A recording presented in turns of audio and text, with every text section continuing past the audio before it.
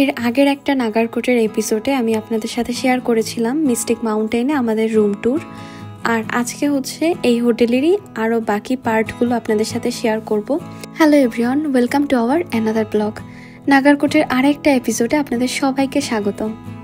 আমি প্রথমেই বলেছি মিস্টিক মাউন্টেন হোটেলটা কিন্তু অনেক বড়, মানে এরিয়াটা বেশ বড়, তো যার জন্য আমাকে হচ্ছে ছোট ছোট পার্ট করে আপনাদের সাথে শেয়ার করতে হচ্ছে। তো একটু পরেই যেহেতু সন্ধ্যা হয়ে যাবে, ভাবলাম সন্ধ্যার আগেই হচ্ছে আশপাশটা একটু ঘুরে দেখি, তো যার জন্য বের হয়ে পড়েছি। আর এখন কিন্তু আমার প্রচুর ঠান্ডা লাগছিল এই টাইমটাতে, কারণ নেপালের ওয়েদার না খুব তাড়াতাড়ি চেঞ্জ হয়ে যায়, মানে বোঝাই যায় না কি থেকে কি হচ্ছে। আর যেহেতু আমরা নিচ থেকে উপরের দিকে চলে এসেছি, তো এখানে ঠান্ডাটা একটু বেশি মনে হয়। তো যাই হোক, এই হচ্ছে ওদের একটা সুইমিং পুলের পার্ট। এই তো এখানে হচ্ছে পুল আছে দুইটা, একটা হচ্ছে ছোট বাচ্চাদের জন্য আর একটা হচ্ছে বড়দের জন্য। আর তার পাশেই একটা ছোট কর্নারের মতো আছে, মানে জুস কর্নার যেটাকে বলে। তো এখান থেকে জুস নিলে কিন্তু আপনাকে অবশ্যই পে করতে হবে। আর এখানে পুলে নামার জন্য কিছু রুলস থাকে, এটা তো সব পুলের ক্ষেত্রেই থাকে, তো ওগুলোই দেওয়া ছিল। কিন্তু আমি ভাবছিলাম যে এত ঠান্ডার মধ্যে আসলে পুলে কে নামবে। তো যাই হোক, গরমের দিন হলেও হয়তো বা অনেকে নামতো, কিন্তু এখন কোনো লোকজনই দেখলাম না, কারণ এত পরিমাণে ঠান্ডা, বেশি একটা লোকজন বেরও হচ্ছে না রুম থেকে। আর আশেপাশের ওয়েদারটা এত সুন্দর, যেটা আসলে বারবার বলতে ইচ্ছা হচ্ছে। হাঁটতে হাঁটতে কিন্তু কিছু দূর পরপরই এরকম চেয়ার টেবিল পাতানো আছে, চাইলে এখানে বসে হচ্ছে ফ্যামিলি সহ আড্ডা দেওয়া যায় কিংবা খাবার খাওয়া যায়। তো যাই হোক, আর চারপাশটাতে কিন্তু অনেক ফুল গাছ দিয়ে সাজানো, মানে এই জিনিসটা অনেক বেশি ভালো লাগছিল। তো এখন হচ্ছে আমরা একটু নিচের দিকে যাব, মানে হোটেলের একদম সামনের দিকে। আর এখান থেকে কিন্তু পাহাড়টা খুব সুন্দরভাবে দেখা যায়। আর এই প্লেসটাতে ছবি তুললে এত সুন্দর আসে ছবিগুলো, কারণ পুরো হোটেলটাকে আপনি ক্যাপচার করতে পারবেন একটাই ফ্রেমে। তো ওটাই আর কি দেখছিলাম আর আপনাদের সাথে একটু দেখাচ্ছি। হঠাৎ করে উপরের এই ওয়েদারের সাথে অ্যাডজাস্ট করতে এত কষ্ট হচ্ছিল, মনে হচ্ছিল যে একটা ঠান্ডা ফ্রিজের মধ্যে আমাদেরকে ঢুকিয়ে দেওয়া হয়েছে। আসলে প্রচণ্ড ঠান্ডা লাগছিল, কিন্তু হোটেলটা আসলে অনেক বেশি নাইস, যেটা বারবার বলতে হবে, খুবই সুন্দর। আর এই হোটেল থেকে আপনি যে ভিউটা পাবেন সেটা আর 10টা হোটেল থেকে কিন্তু পাবেন না। আর খুব সুন্দর হচ্ছে, এখানে কয়েকটা ছবিও তুলে নিলাম। পিছনে কিন্তু এখনো ওই পাহাড়ের উপরে যে সাদা সাদা বরফ জমে আছে ওইটা দেখা যাচ্ছে। একটু পরই হচ্ছে সূর্যের আলোর সাথে ওটাও মিলিয়ে যাবে। আপনি কিন্তু রুম থেকেই সূর্য অস্ত আর সূর্যোদয় দুইটাই দেখতে পাবেন, কারণ আগেই বলেছি এই হোটেলটা এমনভাবে করা যার জন্য দুইটা জিনিসই খুব সুন্দরভাবে উপভোগ করা যায়। মানে রুমের ভেতরে বসে যেমন মাউন্টেন দেখা যায়, তেমনি কিন্তু সূর্য অস্ত সূর্যোদয়ও দেখা যায়। তো দূরে হচ্ছে আবার হোটেলের নামটা লেখা ছিল একদম পাহাড়ের গায়ে ঘেঁষে। আর এই তো হচ্ছে হোটেলের ভিউটা। হোটেলটা কিন্তু বেশ বড়, আরও কনস্ট্রাকশনের কাজ চলছে, মানে এটার এরিয়া আরও বড় করছে। আরেকটা কথা কিন্তু বলতেই হচ্ছে, কেউ যদি ডিলাক্স কাপল রুম বা আমি যে রুমগুলোর কথা বললাম যেখান থেকে খুব সুন্দর ভিউ দেখা যায়, ওই ধরনের রুমগুলো যদি খালি না পান বা যদি কোনো কারণে সেটা আপনাকে না দেওয়া হয়, তো সেক্ষেত্রে মন খারাপ করার কিচ্ছু নেই, কারণ এই হোটেলের চারপাশ থেকে এত সুন্দর ভিউ দেখা যায়। আপনি যে কোনো প্লেসেই রুম নেন না কেন, সেখান থেকেই কিন্তু সুন্দর ভিউ দেখতে পাবেন, কারণ এই হোটেলটা অনেক উঁচুতে। তো এর জন্য মন খারাপ করার কিছু নেই। আর হোটেলের বাইরেটা আসলে আরও সুন্দর সুন্দর আপনি ভিউগুলো দেখতে পাবেন। দিনের আলো যত মিলিয়ে যাচ্ছে, ঠান্ডা যেন তত বেশি জেগে বসেছে। বাইরেতে থাকা একদমই সম্ভব হচ্ছে না, কারণ ঠান্ডা যে হারে সেই হারে হচ্ছে আবার বাতাসও ছিল। তো যাই হোক, আর এই যে ওরা হচ্ছে পাহাড় কেটে কেটে এই রুমগুলো বানিয়েছে, আমার মাথার মধ্যে ওইটাই বারবার ঘুরছিল যে এত উপরে এত সুন্দর রিসোর্ট কিভাবে বানালো।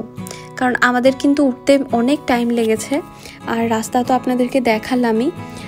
খুব যে ভালো রাস্তা আমি সেটাও বলবো না, যতই ভালো রাস্তা হোক চারপাশে তাকালে এত ভয় লাগে, কারণ আমরা তো পাহাড়ি রাস্তায় উঠে অভ্যস্ত না। তো দেখা যায় গাড়ি থেকে যখনই নিচের দিকে তাকাচ্ছিলাম এত পরিমাণে ভয় লাগছিল, আর মনে হচ্ছিল যে একটু অসাবধানতা হলেই কিন্তু গাড়িটা একদম খাদে পড়ে যাবে।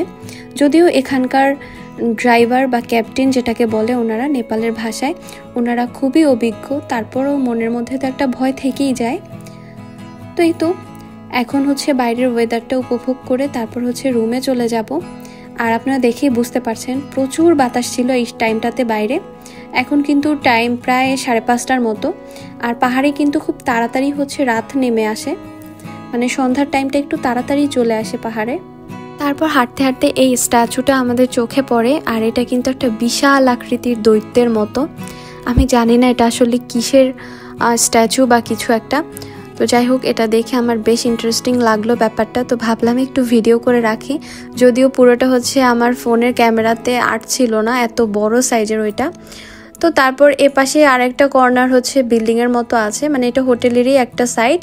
তো ওখানে যাচ্ছিলাম, আর এইটাতে উঠতে আবার অনেকগুলো সিঁড়ির ধাপ পার হয়ে তারপর হচ্ছে আপনাকে যেতে হবে। আর প্রতিটা সিঁড়ি হচ্ছে পাথর দিয়ে বানানো। জিনিসটা এত সুন্দর লাগছিল দেখতে। এটা হচ্ছে হোটেলের লাস্ট কর্নার, মানে এপাশে হচ্ছে একটা বিল্ডিংয়ের মতো আছে, এটা হোটেলের এরিয়ার ভেতরেই। তো এপাশে হচ্ছে অনেকে দেখলাম ট্যুরিস্টরা এসেছে আর কি। আর এপাশটা না বেশ একটু ভয় ভয় লাগছিল, কারণ ওই যে দেখেন দূরে একদম কিন্তু পাহাড়ের মতো, মানে অনেক গাছপালা জঙ্গল। তো এই সাইডটাতে কিন্তু লোকালয় খুবই কম, আশেপাশে ঘরবাড়ি একটাও চোখে পড়েনি। তারপর আর একটা স্ট্যাচু চোখে পড়লো, এটা কিন্তু বেশ সুন্দর লাগছিল। একটা মহিলার হাতে কলস, আর ওই কলসটা থেকে সম্ভবত পানি পড়ে নিচেরটাতে। তো এখন হয়তো বা মেশিনের সুইচটা অন করা নেই। তো আর ফুল গাছ তো আগেই বলেছি, এত সুন্দরভাবে এরা ফুলের ডেকোরেশন করেছে পুরো হোটেলটাতে। আর ফুলের রঙগুলো এত সুন্দর, সূর্যের আলোতে ফুলগুলো আরও বেশি সুন্দর হয়ে উঠেছিল। তো যাই হোক, সন্ধ্যা হয়ে আসছে আর আমরা এখন রুমে চলে যাব, কারণ বাইরে প্রচণ্ড ঠান্ডা, আর থাকাই যাচ্ছে না। হাঁটতে হাঁটতে আরেকটা সুন্দর জিনিস আমাদের চোখে পড়লো, আর এগুলো হচ্ছে খেজুর গাছ। হয়তোবা বিদেশি জাতের কোনো খেজুর হবে।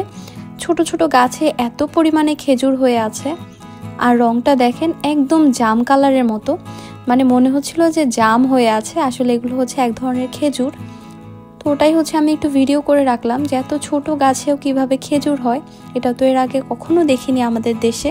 সূর্য ডুবে পাহাড়ের গা ঘেঁষে রাত নেমে এসেছে। আর আগেই বলেছি, পাহাড়ে রাতটা একটু বেশি গভীর হয়, কেননা রাত হওয়ার সাথে সাথে আশেপাশে অনেক ঝিঝি পোকার ডাক শুনছিলাম, যেটা একদম গ্রামের একটা ভাইব দিচ্ছিল।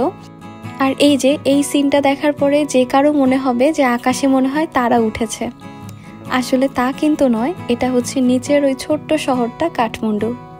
প্রতিটি ঘরে এভাবেই আলো জ্বলে ওঠে রাতের বেলা, আর এই দৃশ্যটা আপনার মাথায় বারবারই ঘুরপাক খাবে যে মনে হচ্ছে আকাশে তারা উঠেছে।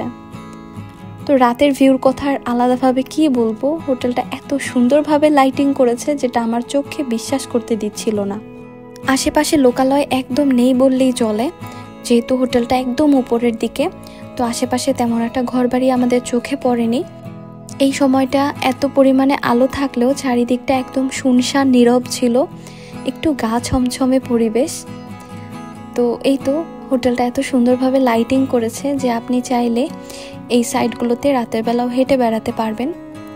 যদিও বাইরে ঠান্ডা, যার জন্য তেমন একটা লোকজন নেই, হয়তো বা গরমের সময় সবাই বাইরেই থাকে। তো দুই একজনকে হচ্ছে দেখা যাচ্ছিল, তো আমরাও ভেবেছিলাম একবার বের হব, কিন্তু ঠান্ডার জন্য না আসলে সাহস হচ্ছিল না। নেক্সট আরেকটা পার্টে আমি আপনাদের সাথে শেয়ার করব মিস্টিক মাউন্টেনে আমাদের সকালের ব্রেকফাস্টটা কেমন ছিল। তো এই এপিসোডটা একটু বড় হয়ে যাচ্ছে, তো ভাবলাম ছোট ছোট পার্ট করে দিলে আপনাদেরও দেখতে ভালো লাগবে, বোর হবেন না। তো আজকের এই ব্লগের কোনো অংশ যদি আপনাদের ভালো লাগে অবশ্যই একটা লাইক করবেন, চাইলে কমেন্ট করেও জানাতে পারেন। সবাই ভালো থাকুন, সুস্থ থাকুন, জেমস অ্যান্ড লিয়াস লাইফস্টাইলের সাথেই থাকুন। Have a good day.